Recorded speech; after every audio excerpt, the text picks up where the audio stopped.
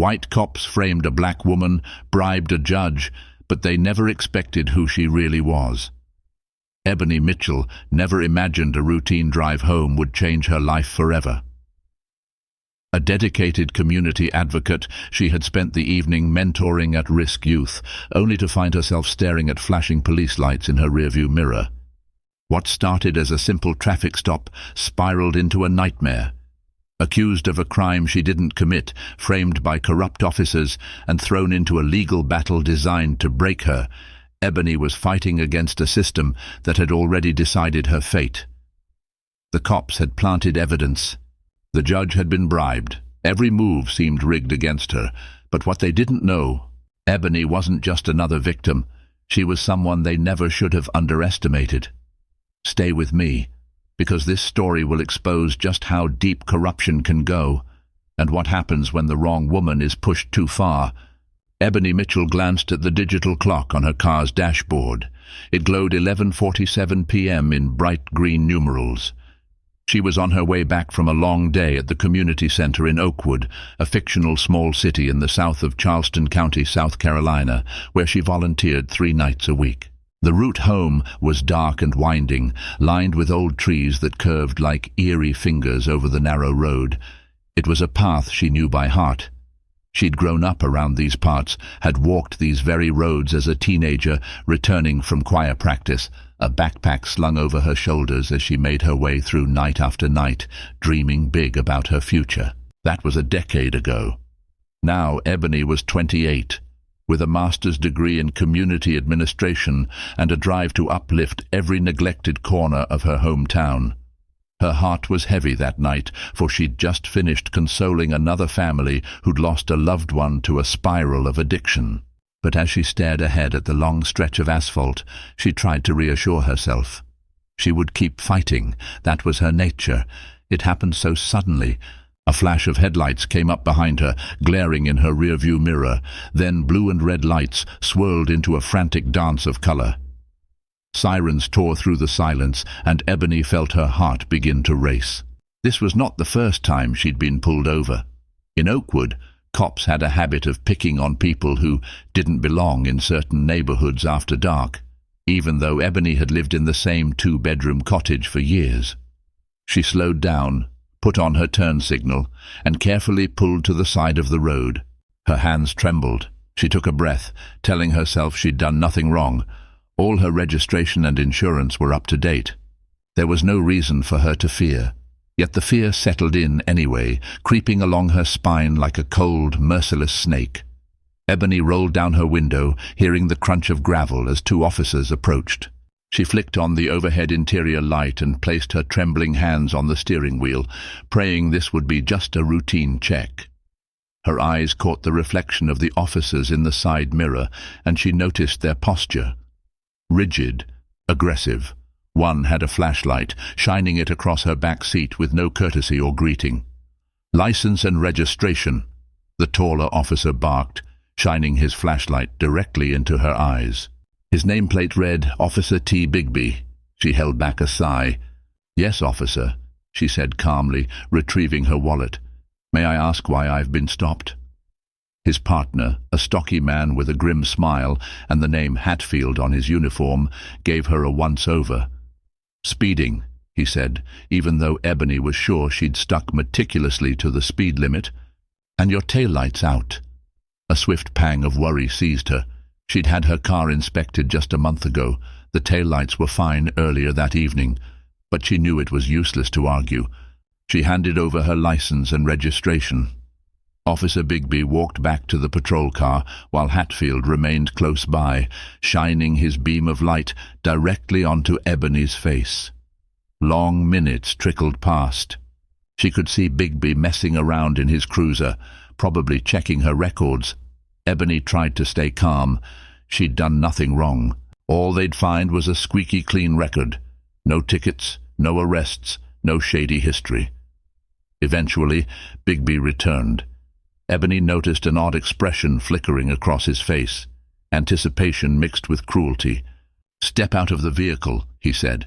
Ebony's heart thumped hard in her chest. "Why, what's the problem?" she asked, keeping her voice as level as possible. "Step out of the vehicle," Bigby repeated more firmly. His hand hovered near his holster. She didn't want to give them any reason to escalate. With shaky hands, Ebony unbuckled her seatbelt and opened the door. She stepped out into the sticky summer night, her legs unsteady on the grass beside the road. The moon hung overhead, illuminating her fear for anyone to see, if only there was anyone around to witness.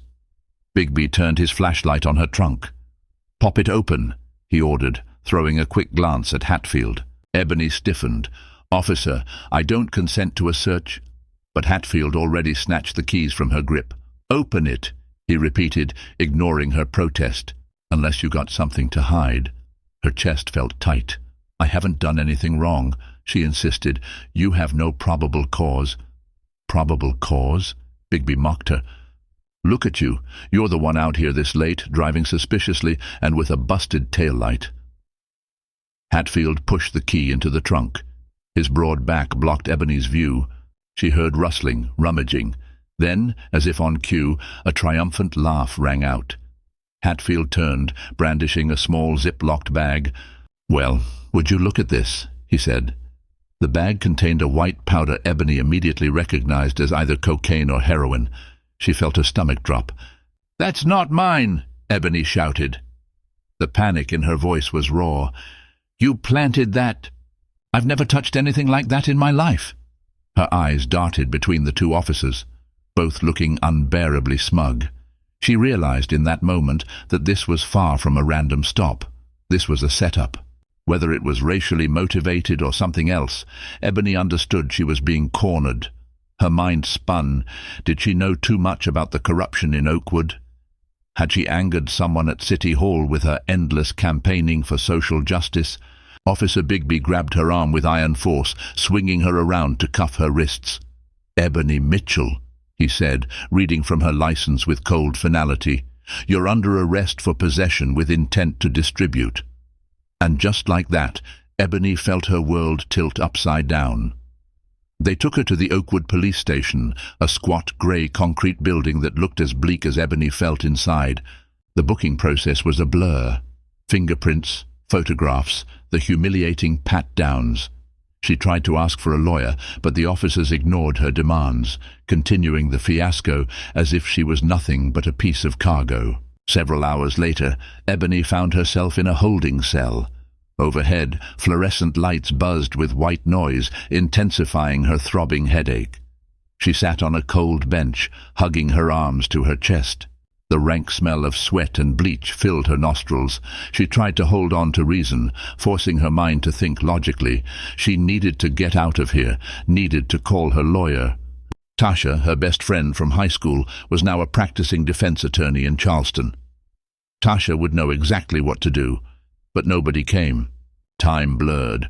Her watch and phone had been confiscated. She could only guess it was near dawn when an officer approached, a scowl plastered across his face. "Mitchell, you made bail," he said. "Let's go." Relief flared in Ebony, though confusion followed close behind. She hadn't been allowed a phone call. Who posted bail? She stood slowly, feeling the stiff ache in her muscles. The officer shoved a plastic bag of her personal items at her. Then, with an impatient nod, he led her to the station's exit. Ebony squinted at the morning sun stabbing her eyes. It must have been around 7 a.m. Leaning against a battered old sedan was her friend Tasha Cole, arms folded. The tension in her stance eased slightly when she saw Ebony.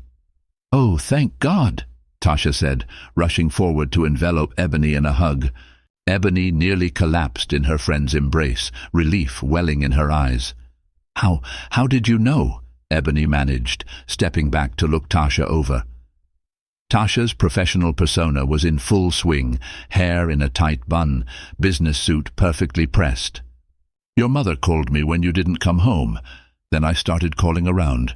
Finally found out they had you here on a possession charge." Tasha's gaze hardened. "I called in favors and reached out to the local NLOACP branch to get you bail as fast as possible. We'll fight this, Ebony, I promise." Ebony took a trembling breath. "They planted it," she said, voice quivering with anger.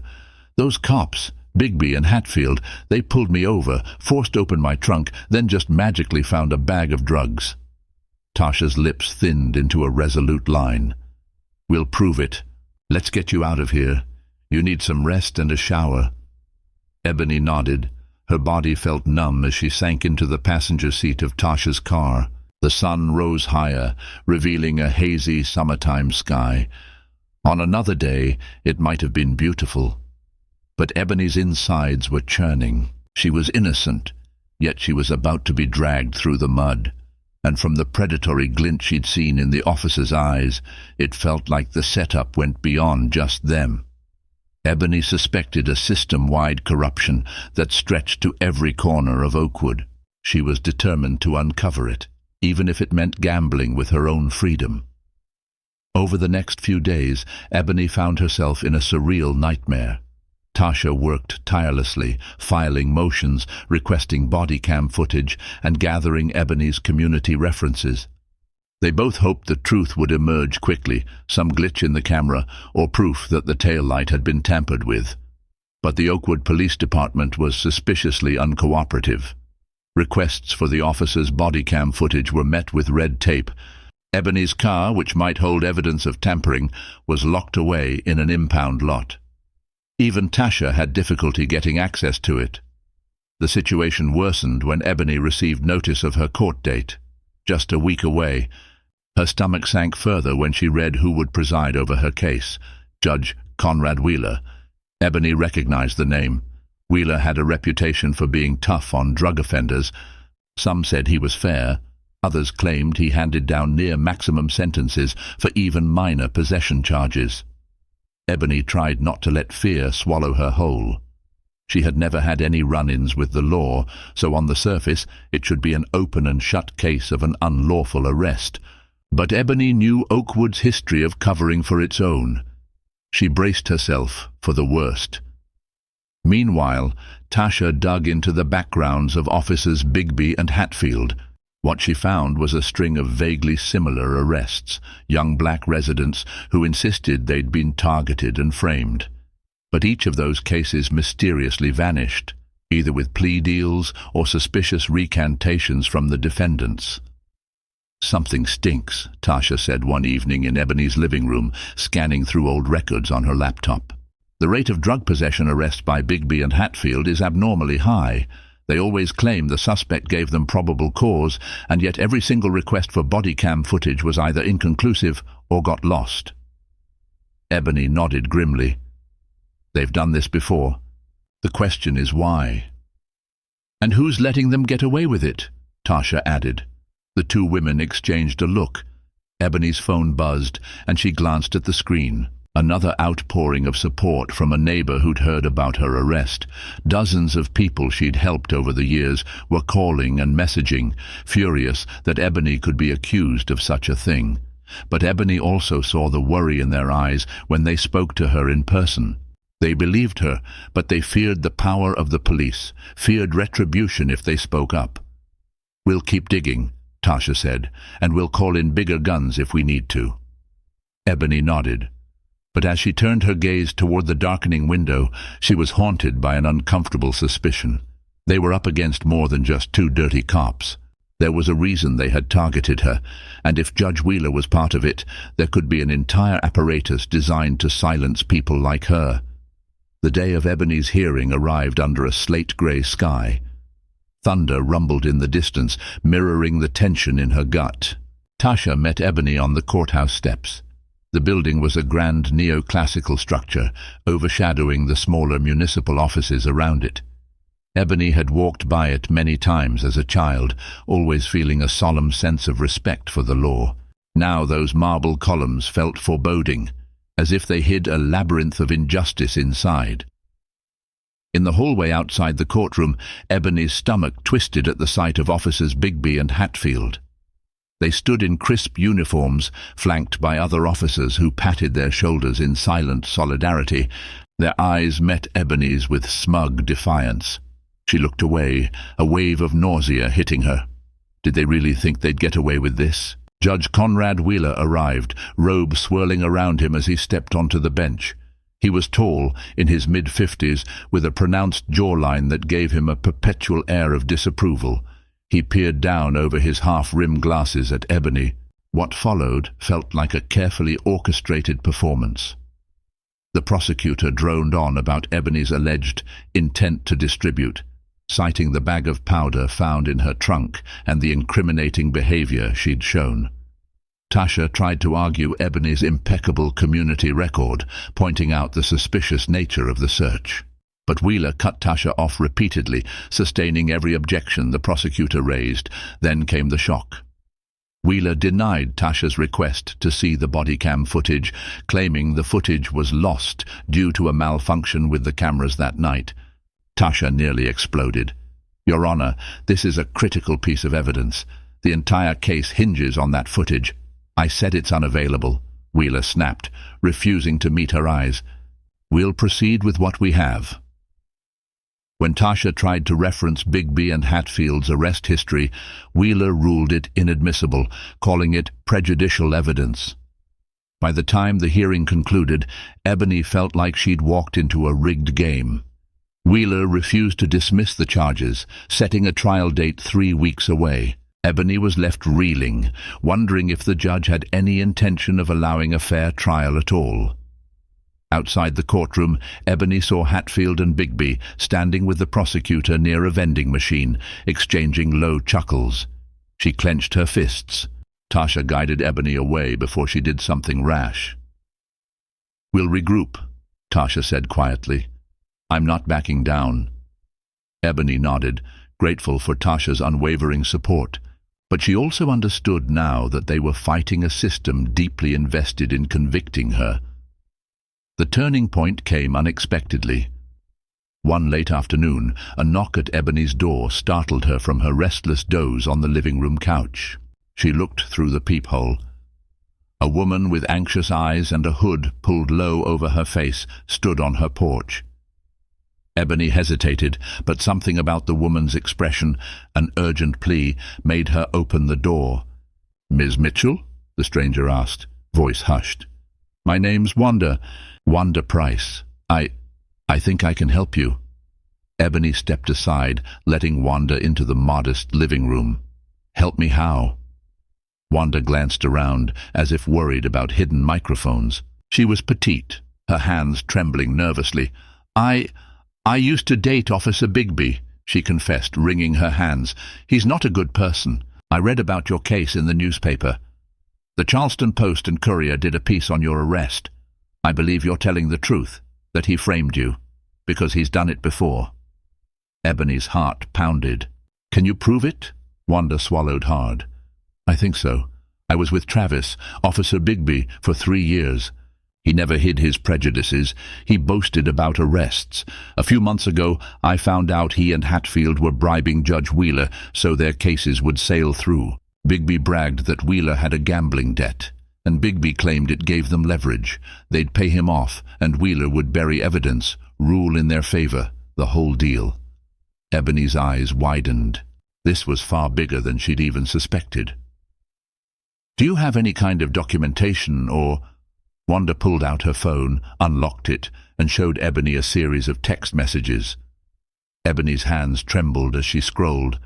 The messages were from Bigby's phone number, referencing payoffs, Judge Wheeler, and our best arrangement yet. Ebony read the lines over and over, her shock intensifying. Ebony nearly dropped the phone. This was the smoking gun, a direct link between corrupt officers and a corrupt judge.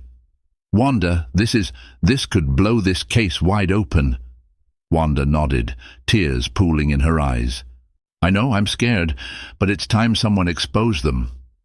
Ebony reached out, clasped Wanda's shaking hands. "Thank you. I have a lawyer, my friend Tasha Cole. We need to show her these messages. She'll know what to do. She can protect you."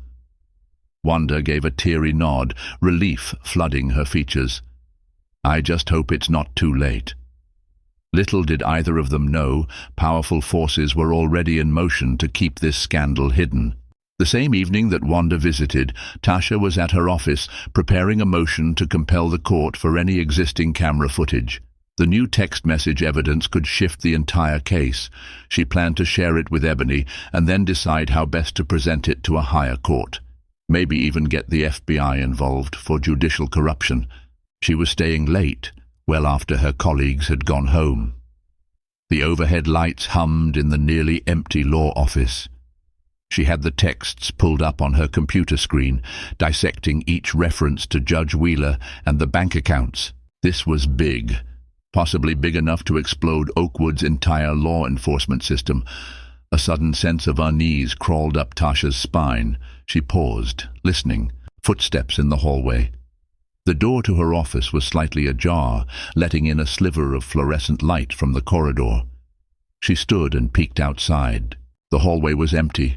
Was it just her nerves? She sat back down, trying to focus on the motion. Another noise, this time more distinct, like a soft scuffle. She turned toward the door again, heart hammering. She was about to stand up when the door flew open. 2 masked men in black barreled in. Tasha screamed, but one man clamped a hand over her mouth. The other tore the power cord from her computer, ripping it free and smashing the tower onto the floor. Her eyes were wide with terror. She flailed, trying to fight back, but the men were burly and well-trained. Before she could wrestle free, they seized the phone from her desk, yanking its wires out of the wall. Everything was a whirlwind. Tasha felt a heavy blow to her ribs, pain radiating through her side. A black-gloved hand pressed firmly over her mouth again, stifling her attempts to call for help. "You like sticking your nose where it doesn't belong," growled one of the men. He rummaged through the desk until he found a flash drive Tasha had used to back up Wanda's messages. With a vicious smirk behind his mask, he snapped it in half. Tears of rage welled in Tasha's eyes. These were no random criminals. They knew exactly what they were doing. She tried to see if there was any identifying feature, but they wore dark clothes and masks, their eyes cold and void of mercy. "Next time," one of them hissed, "you keep your mouth shut, or we'll shut it for good." With that, they slammed Tasha into the corner of her desk. Pain exploded in her shoulder, and then everything faded to black. When Tasha woke, her head pounded, and her shoulder felt dislocated. Papers and broken computer parts littered the floor. Her phone was gone, as were her digital backups of the text messages. She managed to sit up, wincing at the flare of pain. Fear and anger seethed in her gut. This was a direct attack on Ebony's defense, and more than that, it was a warning. She crawled to her purse, which had been knocked over in the scuffle. Miraculously, her personal cell phone was still inside. They must have overlooked it. Hands shaking, she dialed 911. The operator's voice was crisp and professional, though Tasha could barely string together her words. She reported the break-in, the assault, her suspicion that it was connected to a police corruption case. Officers from the Charleston Police Department arrived before Oakwood PD could. Tasha specifically asked for city officers, not trusting anyone from Oakwood. An ambulance took her to the hospital, where doctors confirmed she had a sprained shoulder, bruised ribs, and a concussion. Tasha gave her statement to the Charleston detectives, omitting no detail. She confessed her fear that Oakwood officers or their associates might be behind the attack.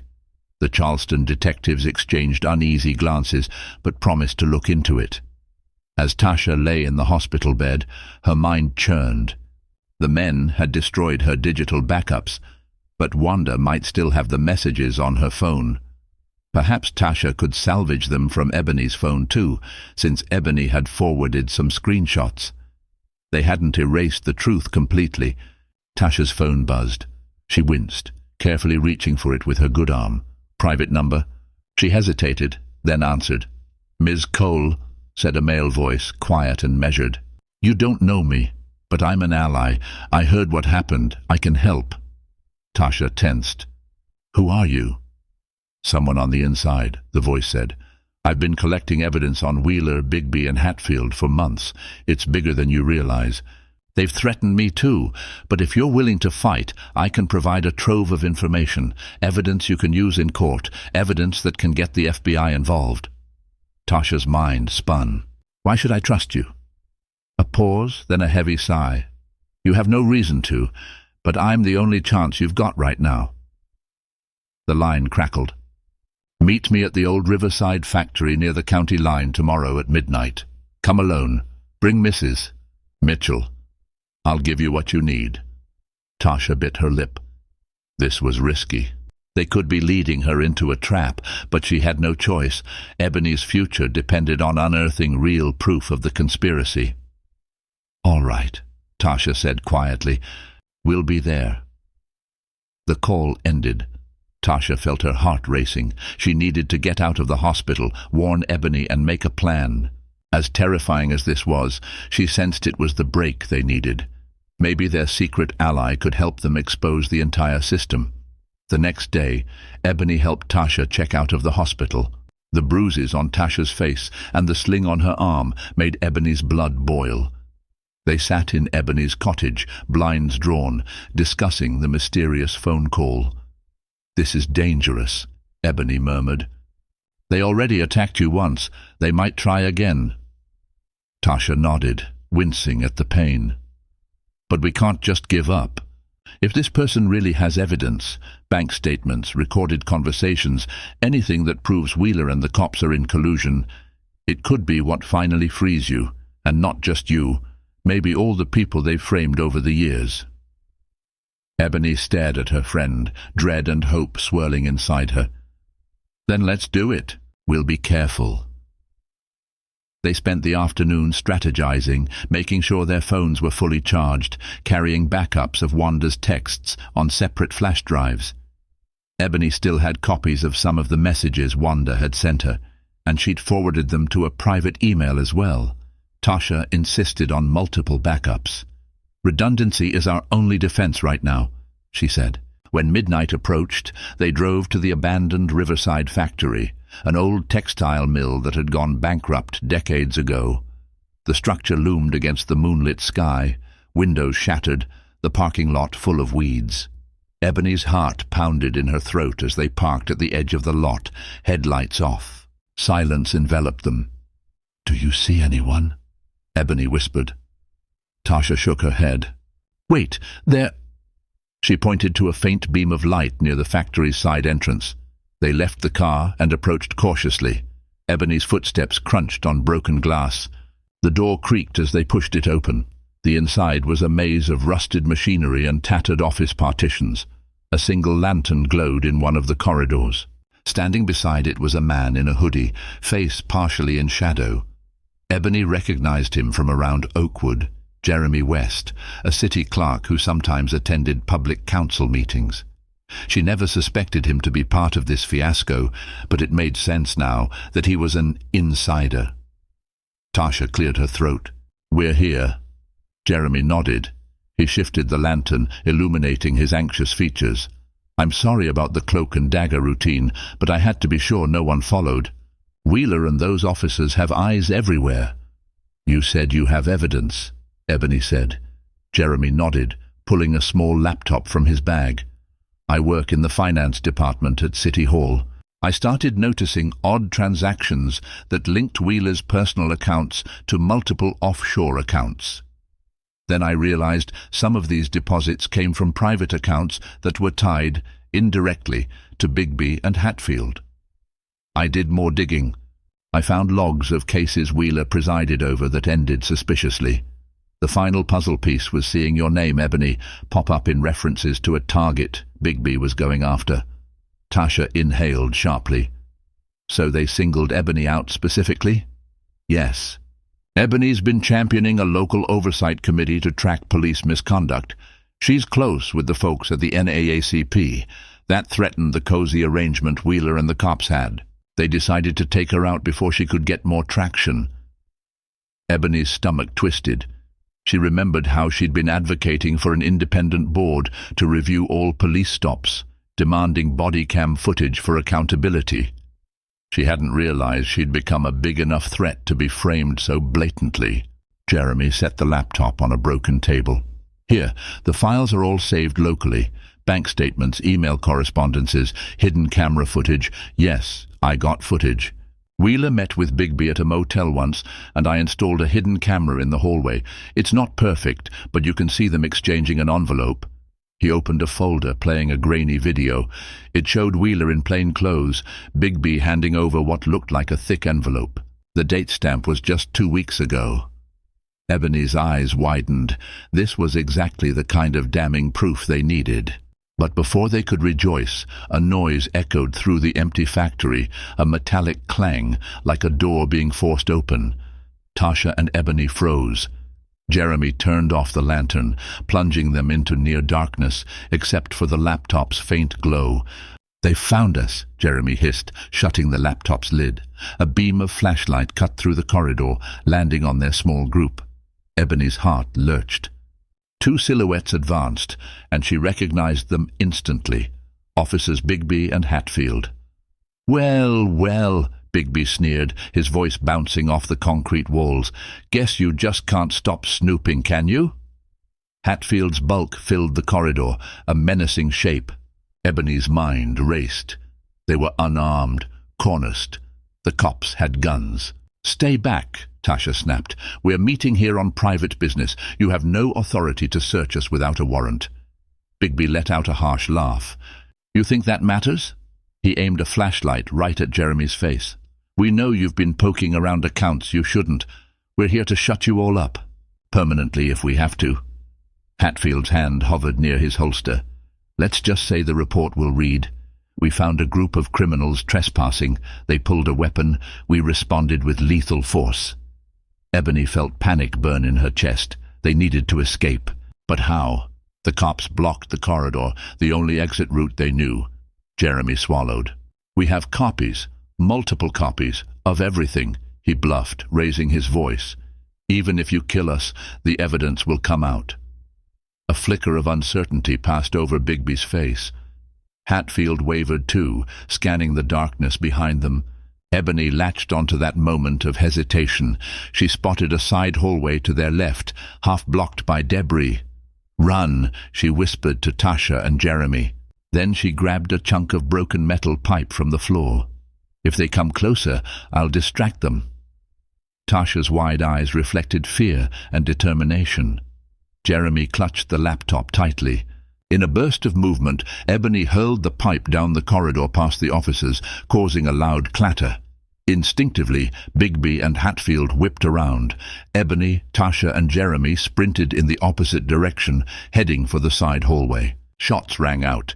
The deafening cracks echoed in the cavernous factory. Bullets ricocheted off metal, sparks flying. Ebony's heart pounded as they ducked behind a rusted machine, adrenaline coursing through her veins. "This way," Jeremy hissed, guiding them through a gap in the machinery that led to a back corridor. They ran, weaving through dark passageways, the smell of dust and decay thick in the air. The cops' footsteps thundered behind them. Ebony's lungs burned. Another shot rang out, shattering a nearby window. Glass rained down, slicing Ebony's arms with tiny cuts. They reached an emergency exit door. Jeremy shoved it hard, but it stuck. He rammed his shoulder against it again. It burst open, letting them spill out into the night air. Rain had started pouring, soaking them instantly. "Get to the car," Tasha yelled. They dashed across the overgrown lot. Ebony could barely see through the sheets of rain. A bullet whizzed past her, lodging into the ground a few feet away. She stumbled but kept running. Finally they reached Tasha's sedan. Jeremy dived into the back seat, clutching the laptop. Ebony jumped into the front, Tasha behind the wheel. The car roared to life, headlights stabbing into the dark. A flash of white near the factory entrance. Ebony glimpsed Bigby's face contorted in rage, gun raised. Tasha floored the accelerator, tires screeching against wet asphalt. Another shot rang out, cracking the rear windshield. Shards of glass pelted the interior, but Tasha kept driving, the engine whining as the sedan sped away. The road was slick, the wipers struggling to clear the downpour. Ebony's pulse thundered in her ears. She cast a quick look at Jeremy in the back seat, who pressed the laptop protectively against his chest.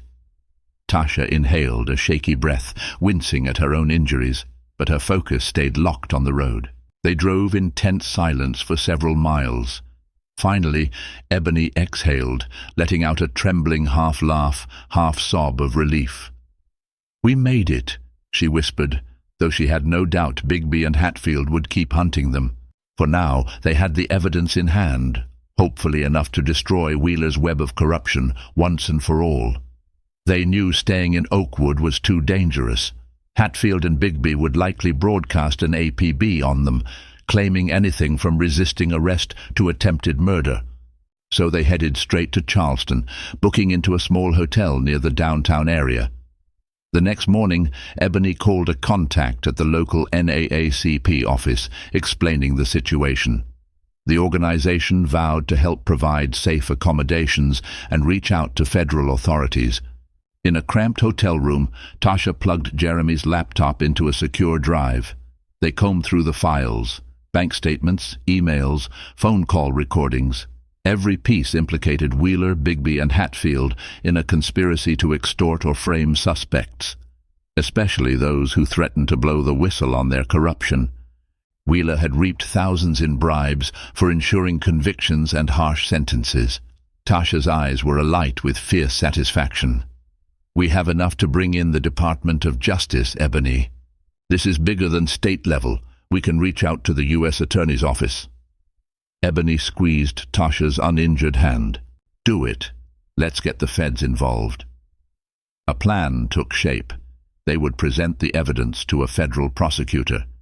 Meanwhile, the NAACP would hold a press conference, with Ebony telling her story and unveiling the damning proof. This way, it would become national news, making it harder for Oakwood's corrupt network to bury. That evening, Ebony stood at the podium in the NAACP's modest conference room in Charleston. Cameras clicked, reporters scrawled notes. Tasha and Jeremy flanked her. She recounted her arrest, the planted evidence, and the near-fatal chase at the abandoned factory. Then she displayed printouts of Wheeler's suspicious bank transactions, reading out some of the incriminating text messages from Bigby to Wheeler. "I'm not the first they've framed," Ebony said, voice trembling with anger, "but I'm determined to be the last." She stepped away, letting Tasha detail the legal steps they were taking. Jeremy provided his testimony about finding the financial documents. The press, including a reporter from the Charleston Post and Courier, buzzed with excitement, sensing a huge scandal that could rock the entire region. By the time the press conference ended, Ebony felt a weight lifting. The truth was out in the open. Even if Bigby, Hatfield, and Wheeler tried to retaliate, the national spotlight might protect her. She just prayed it wasn't too late for justice. Within days, the story exploded across local and national media outlets. CNN picked it up, shining a bright light on Oakwood's pattern of questionable convictions. Civil rights groups demanded Wheeler's immediate suspension. Protests erupted outside the Oakwood Police Department, where citizens demanded the resignation of Bigby, Hatfield, and any other complicit officers. Behind the scenes, the wheels of justice turned. A federal grand jury convened to consider indictments against Bigby, Hatfield, Wheeler, and possible unknown co-conspirators. Evidence poured in from Jeremy's files, Wanda's text messages, and a string of victims stepping forward with stories of being framed. Tasha's phone rang day and night with calls from potential whistleblowers. Despite the swirl of fear and hope, Ebony found herself in a state of surreal calm. She'd risked everything to bring this corruption to light. If the system worked the way it was meant to, she'd be exonerated soon. Still, a small voice in her mind reminded her that power structures don't fall easily. She stayed on guard, moving from one safe place to another, never traveling alone. Then came the news. Judge Conrad Wheeler was arrested by federal agents at his home. Photos of him being led away in handcuffs dominated the evening news. Ebony watched from Tasha's living room, tears in her eyes. "They got him," Tasha said softly, turning up the volume. The anchor recapped the charges: conspiracy to commit bribery, obstruction of justice, money laundering. Bigby and Hatfield had been arrested that same morning, charged with civil rights violations, conspiracy, and more. The anchor went on to say the U.S. Attorney's Office had also uncovered evidence linking them to multiple fraudulent arrests, Ebony's being the most prominent. Tasha turned to Ebony with a grin. "It's over." Ebony swallowed a lump in her throat. "It's not over until I'm fully cleared, but..." She let out a shaky breath, relief washing over her. It's close. Within hours, Ebony's lawyer received official notice. The charges against her were being dropped, effective immediately.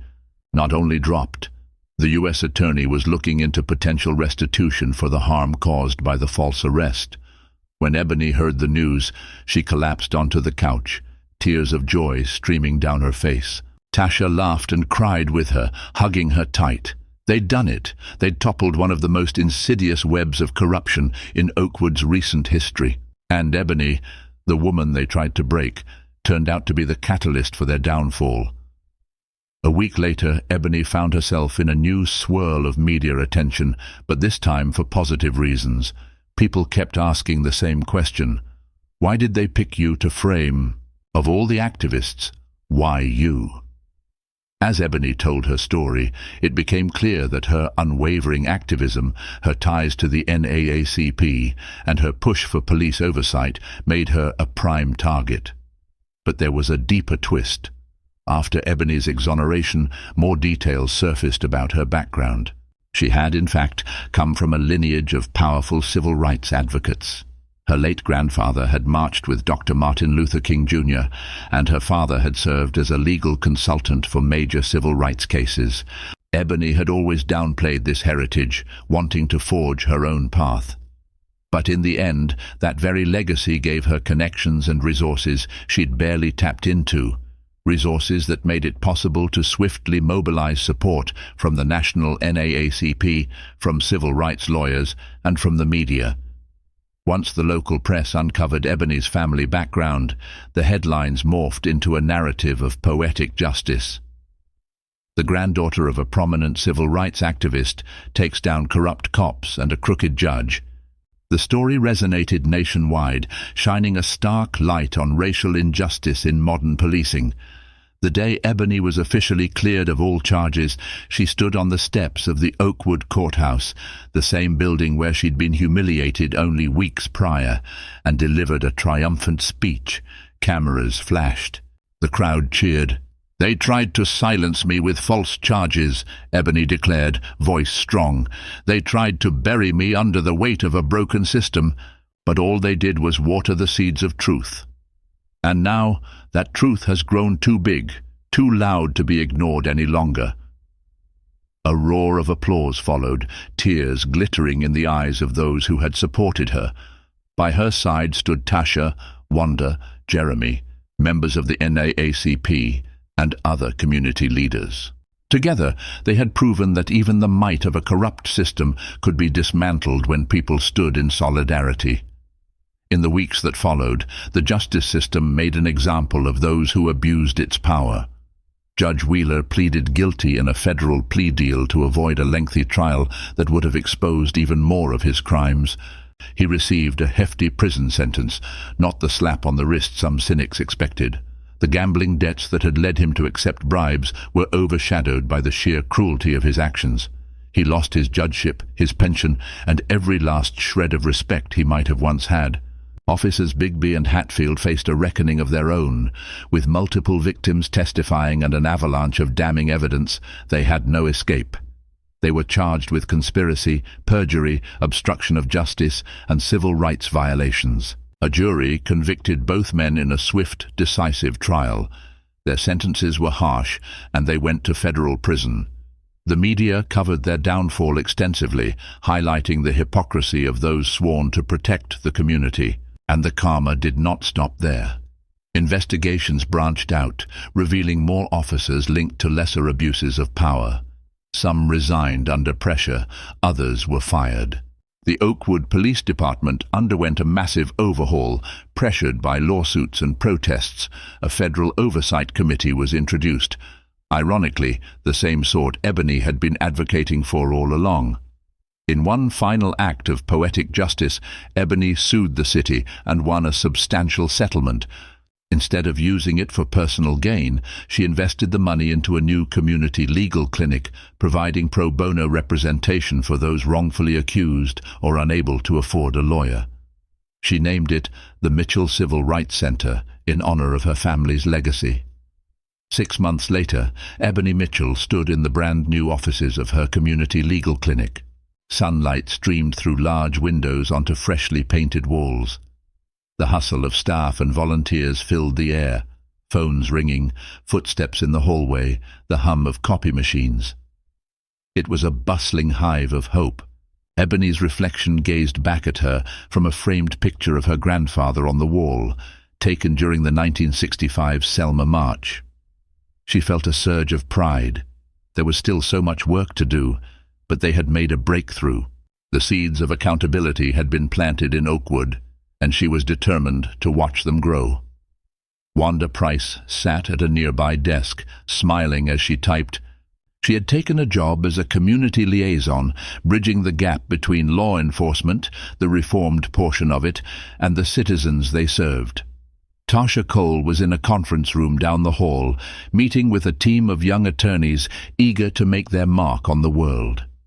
Jeremy West was also on board, using his administrative skills to ensure the city's new oversight policies were followed to the letter. The past months had seen Ebony recognized nationwide for her courage.